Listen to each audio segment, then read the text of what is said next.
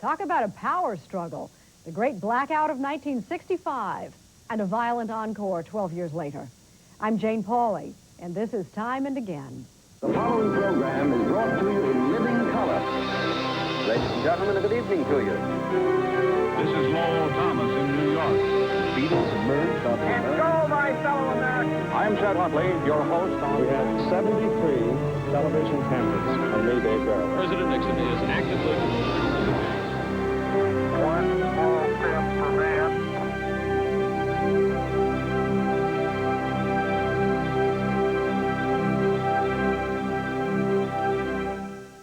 Good evening. Electric power is so central to modern life that most of us barely know how to get along without it.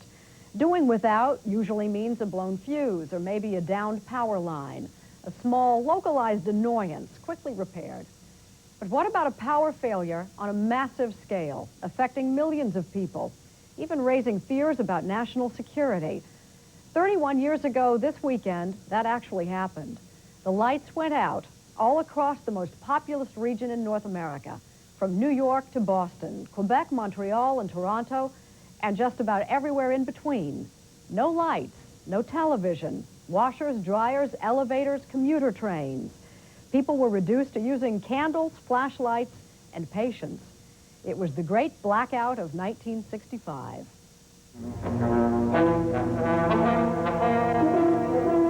It can't happen here? Well, it did. The elaborate power grid supplying electricity to parts of 9 northeastern states and Canada failed. And the question asked by 25 million people living in the affected area of 80,000 square miles was simply, how could it happen? And no one had an immediate answer. Dozens of cities blacked out. One moment, New York was glittering Gotham, the Great White Way ablaze. The next moment, only flickering candles, automobile headlights, and bobbing flashlights were probing a Stygian darkness. The pulse of the city slowed until its people, given pause, analyzed their plight. Then, poise quickly regained, New Yorkers took their blackout in stride. Homeward bound motorists could pass the time compiling lists of disrupted services, bakers and milk bottlers, newspapers and TV, stage shows and movies, and on and on. Telephones were operating on emergency power, and the company reported calls at far and away a record number. Some cab drivers became rich overnight. Some showed compassion. All in all, the night the lights went out proved that people in a crisis will try to help each other. It's pretty hard to spend a night in a hotel lobby without generating a neighborly smile at everyone's predicament. Some cities got their electricity back within minutes, others hours. Some parts of New York City, however, went more than 13 hours before they had power once more. And Gotham was slow in recovering from her near paralysis. A third of the workforce stayed home, or finally got home, and train and subway service took all day to return to normal. Buses, when they finally limped to your stop, were jammed. Taxi drivers seemed to have gone underground and taken their cabs with them, but who cared? The lights were on again, and everyone wanted to tell you what happened to him the night the lights went out. We don't think of the 60s as a more innocent time, but the fact is that during the 1965 blackout, the only significant disturbance was a prison riot in Walpole, Massachusetts. For most, it was a night of candlelight, confusion, and camaraderie. People were forced to improvise. No surprise then that 9 months later, New York's birth rate skyrocketed. More than a few of today's 30-somethings are children of the blackout. What were your instructions? Stay here until they were told to move. What kind of a problem are you having with the traffic? It's not the traffic, it's the people. They just walk all over the place, that's all. Traffic's not bad. No. How You know, are these people going to get home? I don't know. How am I going to get home? That's it. I don't know. They're going to have to walk. They're stealing rides and everything. Did you have any trouble in the dark? Well, we had to feel the walls and walk all around, and then finally get to a staircase where there was a little light, an emergency light, and we made it down here. Was anybody frightened? No, everybody was calm and took it as a little joke, but we all had the matches lit and walking all around and trying to find our way. The smokers had an advantage. Oh, yeah, because the big pipe smokers with the big cigarette lighters went around good. What happened? Well, the light suddenly dimmed and then went out. Where were you? In my office. doesn't scare you, the dark coming on suddenly in the middle of New York City? Well, we knew Con Edison failed somewhere. Con Ed, Consolidated Edison, New York's electric utility company, had some explaining to do. But answers were hard to come by the next day, November 10th, when NBC News went on the air with a special report on the aftermath of the Great Blackout. Good afternoon. Almost 20 hours after the first flicker of trouble on a vital electric lifeline, the cause of the big blackout remains unknown. But most of the 30 million people affected in the northeast section of the nation now have their full power back, and many of them have their transportation. By now, the human dimensions of history's most crippling power shortage have been told in a dozen ways. Even so, it will be hours before all the stories are told, and probably much longer, days and maybe weeks, before we know why it happened. The initial explanation is a breakdown at a remote-controlled power station near Syracuse, New York. That is a theory, not yet ruled out and not yet confirmed. At its peak, the blackout encompassed 80,000 square miles and 30 million people in New England, Pennsylvania, and the Canadian cities of Toronto and Ottawa. This is the world's heaviest power-consuming area. It is fed through a giant power grid, that is to say, a series of interlocking power lines extending from Canada into our northeast. When one link needs power, it draws it from another. So, when one key system fails, which is what happened last night, like dominoes falling in a row, the blackouts follow a path with system after system blowing out. The odds against it happening are long, but it did happen. And some say the incident may be regarded overseas with political and military overtones. In any event, the northeastern power grid has become an electric haystack, with half a dozen state and federal agencies looking for the faulty needle. FBI agents began their investigation very early last evening at the Robert Moses Power Station in Niagara Falls, New York. The general reaction here in Washington is a combination of several emotions. One is amazement that a blackout as massive as last night's could occur at all. Another is anger at the inconvenience and fright caused so many people. But beyond and beneath these feelings is another, real concern about what all this suggests about American vulnerability to disaster, accidental or planned. Senator Jack Miller of Iowa today used that word, vulnerability, and here's comment from Vermont Republican Senator George Aiken. Well, a blackout on the northeast and Atlantic seaboard last night demonstrates a shocking weakness in our national defense system. It also demonstrates the policy of putting all our eggs, even our electric power eggs, in one basket. When the lights went out last night, New York became a city of the stranded, and by the dawn's early light this morning, it was still so. At Grand Central Terminal, untold thousands slept where they could find room. That included benches, stairways, or the floor. Many others stood for long, exhausting hours. Commuter railroads like the Long Island, normally bustling with activity at the hour the blackout hit, were shut down completely. Crowds surged instinctively to the track entrances, but no trains budged. The great problem became one of communication with home, and about all the commuters could do was try to get through a message concerning their whereabouts and then settle down for the wait. In crowded circumstances such as these, one phenomenon noted was the comradeship and gentleness of fellow sufferers. Police said they had no trouble whatever at the railroad terminals, despite the throngs so closely packed in. This morning, the city's transit system slowly struggled back to normalcy. Crowds waited for the turnstiles to open so that they could finish journeys begun more than 12 hours earlier. Some 800,000 people had been stranded in the subway cars by the blackout, but there was no panic and there were no major injuries reported. So the blackout will be a night that no New Yorker will ever forget, very likely.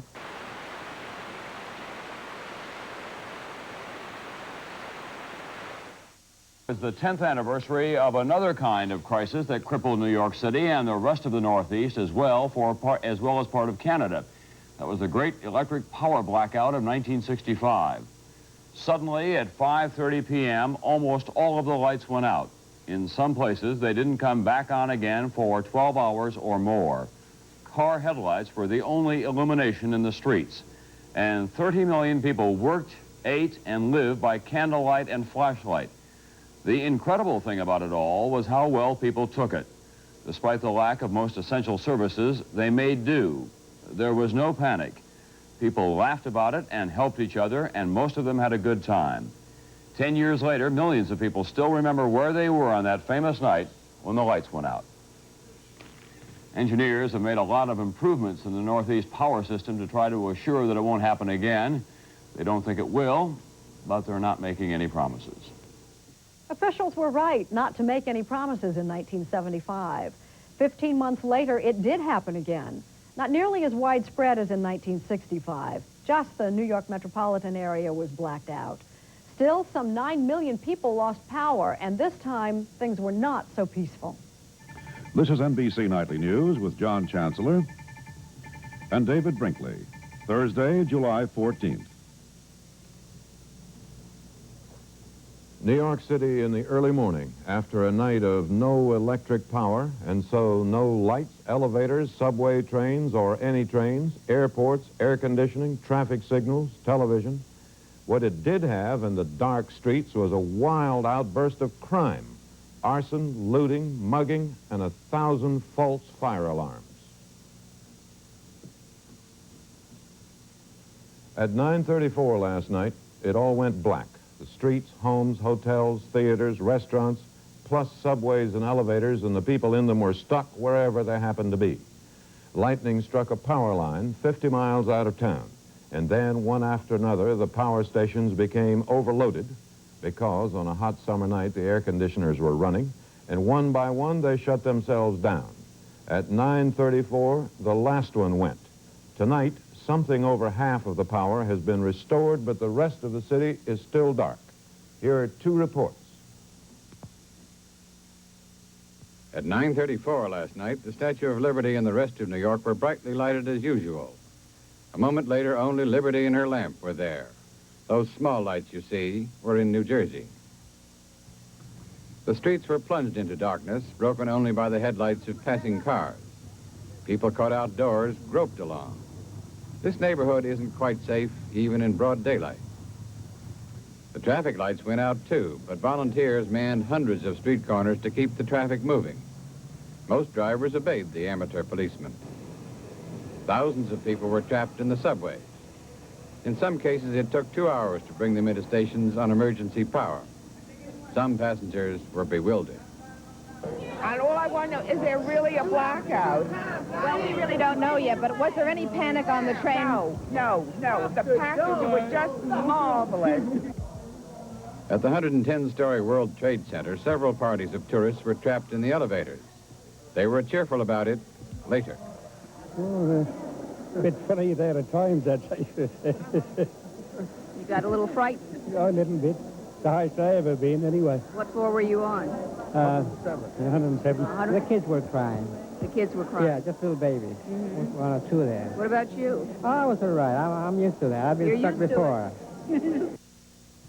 Other visitors slept in the lobbies of their hotels rather than walk up to bedrooms on high floors. They accepted the discomfort without much complaint.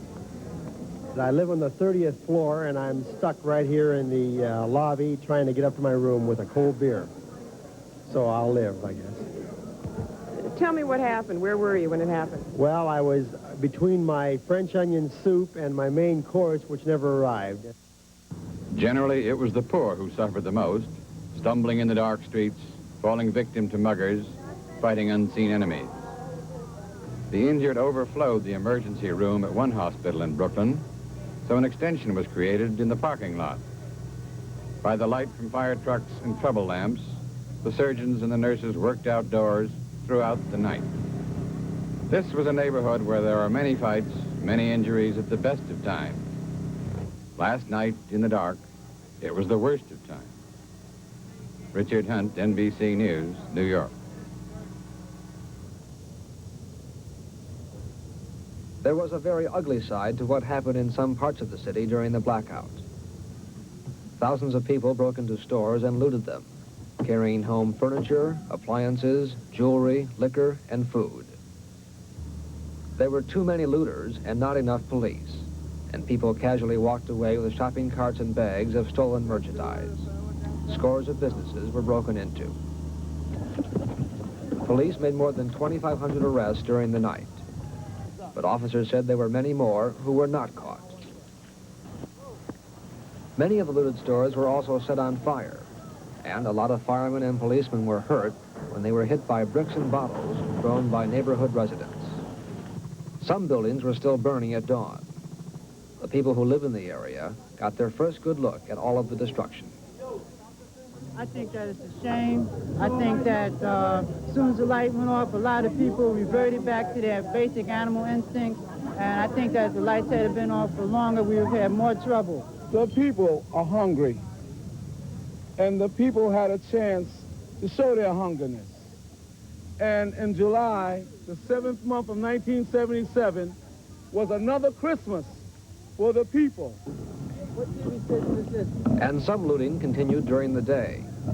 Police said they didn't have enough men to put a guard at each store.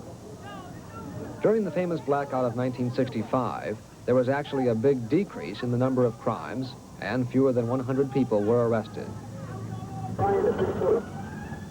But that was not the case this time. It wasn't like this at all in most of New York, but in a few neighborhoods, the blackout was a period of great destruction and much lawlessness. Brian Ross, NBC News, New York.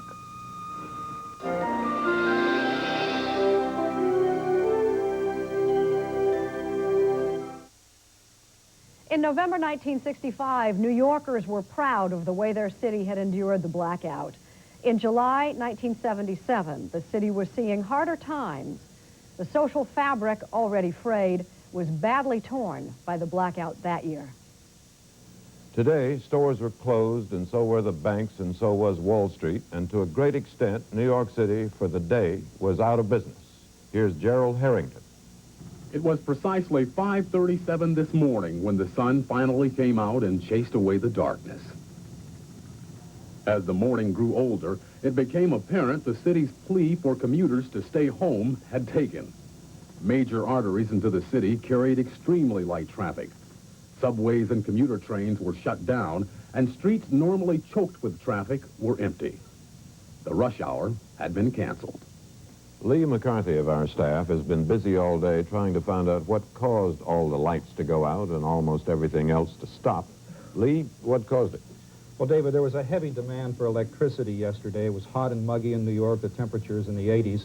And about 8:30 last evening, a storm moved in north of the city, and it hit in two key locations with lightning. One at transmission lines that were bringing electricity down that had been purchased by Con Edison, and also at a substation in Westchester County.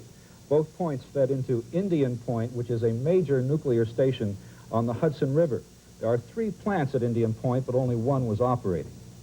And the first plant had been shut down in 1974 for noncompliance with federal regulations. The second plant was shut down for emergency repairs. The third plant was operating at about near capacity. And then coming down here. Right, feeding on down into New York City. But when this power was reduced, there was an automatic cutoff at Indian Point, and the plant shut down. Now, when that happened, the technicians here in the Crisis Center on the west side of Manhattan, the center operated by Con Ed, tried to take emergency steps to keep their system alive. None of the steps worked. When that happened, Big Alice, which is a major generating plant on the east side of Manhattan, automatically kicked out and went out of the system. And Big Alice was the last straw. Then the smaller plants shut down, and about 9:30, New York was dark. It all hangs by a thread, doesn't it? It certainly does. And it happened 12 years ago, of course, and steps were taken at that time by Con Edison to install safety devices. But yesterday they didn't work the way they were supposed to work. And today, the man who heads Con Ed, Charles Luce, said that it's time to go back to the drawing boards. We're going to restudy the protective devices that we've put in. We've already had underway, before this happened, a study and a capital improvement program at the control center to improve the instrumentation at the control center. But I'll say this, that on any statistical comparison of Con Edison with any other utility in the United States, our reliability is the best in the United States. The mayor of New York, Abraham Beame, who incidentally is running for re-election, came out today angry and swinging and attacking Consolidated Edison, and he said a lot, including this. I want to express first my total outrage that at this hour, the city of New York is still without power, and the prospects for restoration of full electrical service remain vague as far as Con Ed is concerned. And given what occurred 12 years ago, Con Ed's performance is at the very least gross negligence, and at the worst far more serious. Lee, considering all the assurances we have had in the past, which did not turn out, could this happen again? Yes, it could. And it could happen almost anywhere, David, in any city in the country. I posed that question to a spokesman for the Federal Power Commission today, and he said, well, it shouldn't happen in any other city, but then it wasn't supposed to happen in New York. The day after the 1965 blackout, NBC's Edwin Newman went on the air with a special report on the aftermath of the crisis. 12 years later, he was at it again. Throughout the night tonight, our helicopter has hovered over New York City, its camera witnessing the final moments of the blackout from dusk to darkness. The hot and humid day led into a sultry summer evening, the kind rather often associated in the past with urban violence. The reminders of the violence of the 1960s were present, the kind of summer violence that burned down a number of city ghettos throughout the United States. Sections of Brooklyn today were in flames, and there was no assurance that the burning and looting would end. The city's police force was out in full strength. 250 state policemen sent in by Governor Carey were on hand to help. But there was no disaster tonight. The police patrolled in a routine fashion. Outbreaks, relatively speaking, were minor. So we arrive at this moment. This picture of New York taken live by our camera on top of the RCA building here in Midtown Manhattan, the building where NBC News has its headquarters. You can see many of the great structures of New York. This is Manhattan coming back to life late at night. You know what that is? The Statue of Liberty, which incidentally stayed lit last night when the city was blacked out. And once again, this is a live picture of New York at this moment, 2.5 minutes before midnight, New York time, taken from our NBC camera atop the RCA building here in the middle of the city. It's a city quiet once more, a city that is bright once more. The blackout is over. The disorders, perhaps they're over. Perhaps the city's getting back to normal. We think it is. Everything points in that direction. But what has happened here will not soon be forgotten, and the effects of it are going to linger for a long time. I'm Edwin Newman, NBC News. Good night. The power failures of 1977 and 1965 each ended with two questions. Can it happen again? And if it does, how will people react? We asked Con Edison the first question. Their answer was a not quite unequivocal no. The answer to the second question is anybody's guess. That's time and again for now. Thanks for joining us. I'm Jane Pauley, and we're History.